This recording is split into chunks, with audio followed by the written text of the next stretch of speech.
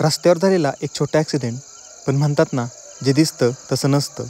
या ॲक्सिडेंटमध्ये नेमकं काय झालं आहे ते आपण व्हिडिओमध्ये पुढे नक्की पाहूया.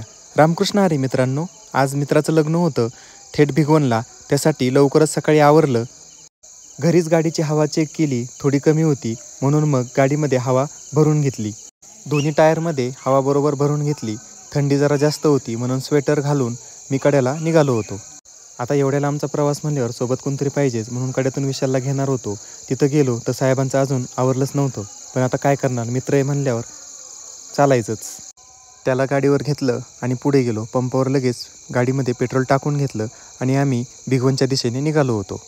मिरजगावपर्यंत अंगात जास्त थंडी होती, नंतर ऊन पडलं होतं. मग आम्ही स्वेटर, जर्किन, टोपी हे सगळं सॅकमध्ये टाकून ठेवलं आणि थोडा वेळ थांबून पुन्हा पुढे निघालो होतो.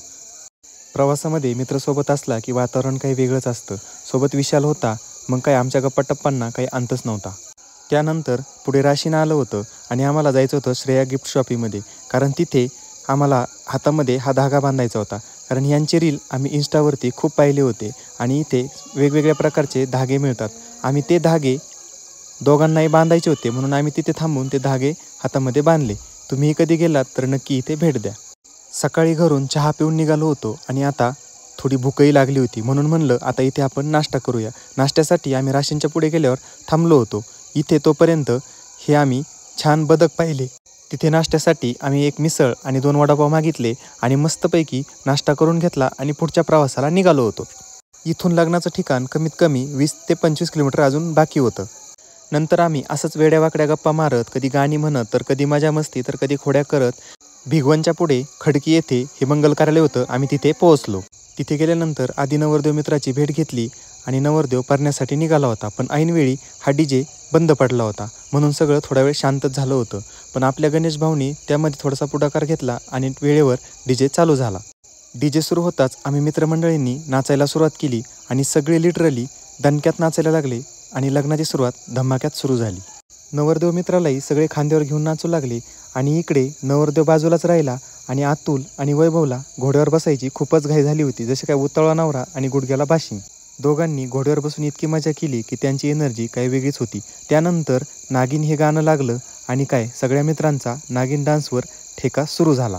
सगळे नागिन डान्स करायला लागले. ते पाहून असं वाटत होतं इथे काय आता नाग आणि नागिन गोळा झाले की काय. लग्नाचा माहोल पूर्ण हाय होऊन गेला होता. त्यानंतर लग्नाची वेळ झाली होती. लग्न लागलं आणि आम्ही नवरदेव नवरीची लगेच जाऊन भेट घेतली, फोटो काढले आणि सगळ्यांना भूक लागली होती. सगळे नाचून दमले होते म्हणून जेवणासाठी बसलो. चवदार जेवण, मित्रांच्या गप्पा यामध्येच दिवस रंगून गेला. त्यानंतर सगळ्यांच्या भेटी घेऊन आम्ही निघालो होतो. निघू वाटत नव्हतं पण लांबचा प्रवास होता त्यामुळे लवकर निघावंच लागणार होतं. त्यानंतर वाटेत हा बॉलचा टेम्पो रोडच्या खाली गेला होता आणि या थारवाल्या भाऊंनी तो रस्सीने रोडवरती पुन्हा ओढून काढला होता. थोडा वेळ झाला आणि सगळं ठीक झालं, पण नशिबाने कोणाला काही झालं नाही. त्यानंतर आम्ही राशींमध्ये पोहोचलो. यमाई मातेचं दर्शन घेतलं. मी पहिल्यांदाच या मंदिरात गेलो होतो आणि देवीचं दर्शन करून मन अगदी प्रसन्न झालं होतं. दर्शन घेऊन आम्ही पुढच्या प्रवासासाठी निघालो होतो. वाटेत परत गप्पा मारत आम्हाला घरापर्यंत येऊस्तर संध्याकाळ झाली होती. दिवसभराचा प्रवास, नाच, मजा, गप्पा, त्यामुळे खूप थकलो होतो. जेवण केलं आणि सरळ झोपलो. असा झाला मित्राच्या लग्नाचा प्रवास. रामकृष्ण हरी.